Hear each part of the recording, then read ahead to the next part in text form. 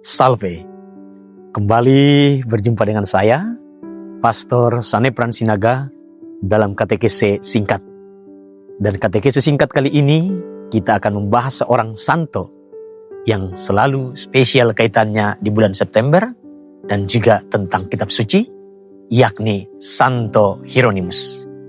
Seperti apa perjalanan hidupnya? Bagaimana karya-karyanya? Mari kita dengarkan bersama. Santo Hieronymus lahir di Kroasia pada tahun 347. Sejak kecil dia sudah beragama Katolik karena keluarganya juga dari Katolik.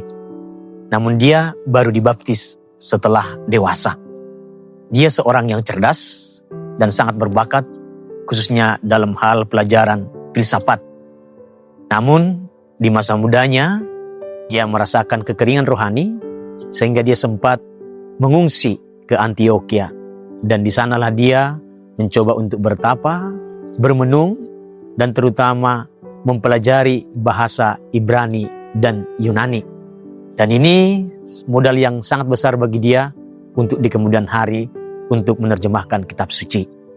Dan setelah dia bertobat di sana, akhirnya dia menjalani imannya menjadi seorang imam yang mendalami kitab suci dan juga ilmu-ilmu yang lain. Karya terbesar dari Santo Hieronymus adalah ketika dia menerjemahkan kitab suci yang disebut dengan Vulgata.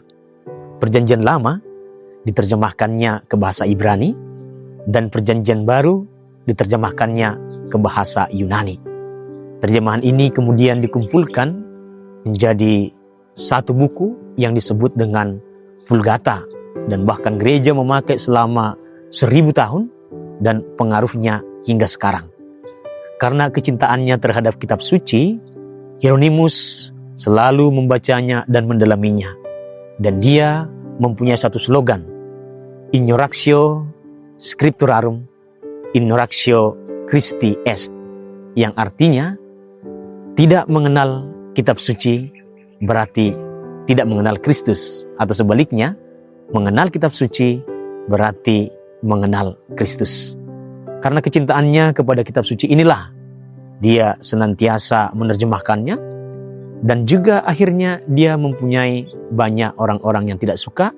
Akhirnya dia diungsikan ke Bethlehem.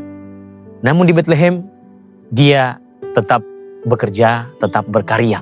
Dan di sana dia membuat biara khusus untuk wanita, khusus untuk laki-laki, dan sekaligus juga khusus untuk mendalami kitab suci. Dan akhirnya dia mengakhiri masa hidupnya dan pelayanannya di Bethlehem dalam menerjemahkan kitab suci. Demikianlah katekese singkat tentang Santo Hieronymus yang selalu dikaitkan dengan kitab suci. Kiranya dengan teladan-teladannya dan juga terutama seruannya untuk senantiasa mencintai kitab suci, kita semakin akrab dengan kitab suci dan menjadikannya pedoman hidup kita. Tuhan Yesus memberkati.